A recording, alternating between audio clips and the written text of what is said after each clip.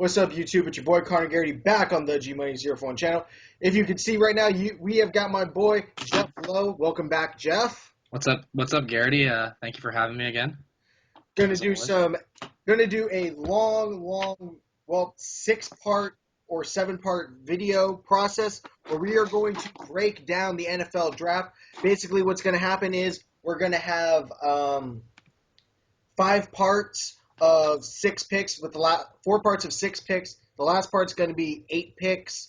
That way, go through all 32 picks of the first round of the NFL draft. Then we're going to have a 6th part on some players that we think will not be picked in the first round, but will be big-time contributors in the NFL. So without further ado, again, we haven't talked about either of our lists. So I don't know who he's going to pick at each spot. He doesn't know who I'm going to pick. We'll go into a little analysis about each pick as we go along. But again, let's just start the list. So first pick in the draft is the Kansas City Chiefs, and I think this is an obvious pick. They're going to go Luke Joeckel, 6'6", 301 pounds, out of the University of Texas, Texas A&M University. Great prospect, big, strong, very, very athletic tackle. They need a lot of pieces in Kansas City. This is the obvious pick for me, Geoff. You know, I thought about Joeckel, but I think ultimately, Kansas City wants to trade back. I don't think they want that first. I would say that too, but I'm just going by what they're going to do. Right. Oh, yeah. But going off that, I think they take Star Lotulelei out of Utah. Really? He got cleared. The heart condition is not a problem anymore. He's a beast. I think they end up taking him. I really do like him as a prospect. The problem I see with him going to is because the fact that they drafted that Dontari Poe and they've invested in him. So that's the only problem I see with the pick. I do see that, but Kansas City runs a 3-4, and you can put Lotulelei at DN. He can play both nose tackle and he can move to DN. He could be like Haloti Ngata and kind of play both and be a tweener, which is why I like him. That's a pretty good pick. I still see Joeckel going there. I think they have a lot of holes to fill. They can pick a lot of different people at this spot. They got a lot of problems right now. They're not a team that has a lot of luxury. Another reason why I don't like Joeckel is they did sign Brandon Albert. They re-signed Brandon Albert. They can put Joeckel, though, at any of the positions on the offensive line besides center. I think he'll be a star. He'll be good, though. Yeah. Let's move on. Second pick for the which is the Jags. I have Bjorn Warner at the University of Florida State. Wow. 6'3", 266 pounds. They need a defensive end. He's a local guy from Florida State. I really like this pick. Their owner is a guy who likes to keep hometown kids and big stars from that Florida area in there. I think he's more of a publicity owner. He wants publicity for the team, not exactly wins. I think he'll go with Bjorn Warner. You know, I don't like Warner at 2. I like Warner. I don't like him at 2. I don't like him either at 2. I think the Jaguars need a D end. I'd like Luke Joeckel, actually. Well, you just have Luke Joeckel not go number 1, so, I mean, that was the obvious. I have Joeckel going 2, purely because I think the Jaguars I think they're playing for the number 1 pick next year. I think they're going to play for either Jadeveon Clowney or, as much as I hate to say it, Johnny Manziel. I think Manziel's got one more year, and Manziel's gone. Manziel's going to be smart. He knows his popularity is now. He's going to leave. So I think you take Joeckel. Joeckel solidifies your line for the next 10 years. Let's be real. Eugene Monroe hasn't got it done. Yeah. Hasn't been very good. You take Joeckel, solidify your line at least for the next 10 years. If I had anybody but Luke Joeckel going at number 1, he would have gone number 2 to the Jaguars. I like Deion Jordan, too. A lot of people are saying Deion Jordan. I don't see him. I don't like him at 2. I don't like him at 2, though. I don't either. That's why I don't have him there. Let's move on. Pick number 3, the Oakland Raiders. Shout out to Sean McNaughton, even though he's not going to watch this. We all know, I think, who the Raiders are going to pick, and that is Sharif Floyd out of Florida.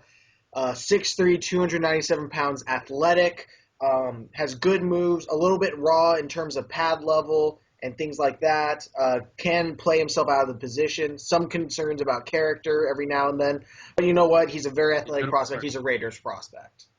I agree with you. I have him taking Sharif Floyd. Richard Seymour's gone. They need a D tackle, Exactly. and Desmond Bryant also left for Cleveland. That's their biggest need. Sharif Floyd is a good pick. Oakland's not going to take the guy out of Northern Iowa who runs a 4.1. That's second round. That's second. Well, it's coming. Yeah. But again, they need a D tackle. That's their glaring need. No D tackles left. I agree. Athletic guy. I think everyone's unanimous about Sharif Floyd going there. Yeah, completely agree. Number 4, the Philadelphia Eagles. I have Deion Jordan going there out of Oregon, 6'6", 250.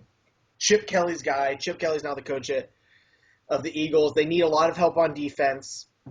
They're going to be switching to a 3-4 defense. They need a rush backer, opposite of Trent Cole. It's got to be Deion Jordan, in my opinion. I thought about Deion Jordan there, only purely because he's a Kelly guy. But I don't see Kelly taking him. I think Kelly takes D. Milner, cornerback out of Alabama. Okay.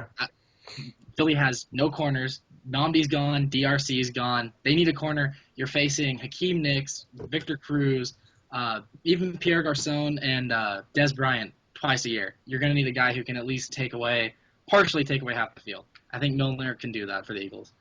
I had Milner going there for a while, and then I decided that I think he actually is going to ultimately stick with Jordan. But I did see D. Milner going there. I really did.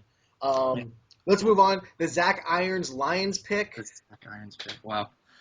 Shout out to him. At number 5, of course, the Detroit Lions. Eric Fisher, 6'7", 307. Great prospect. Huge upside. I think he has more upside than Jokel. He's still learning a little bit the position, but he's incredibly athletic. Even bigger than Jokel. I think he's going to be a big-time star. They need a left tackle.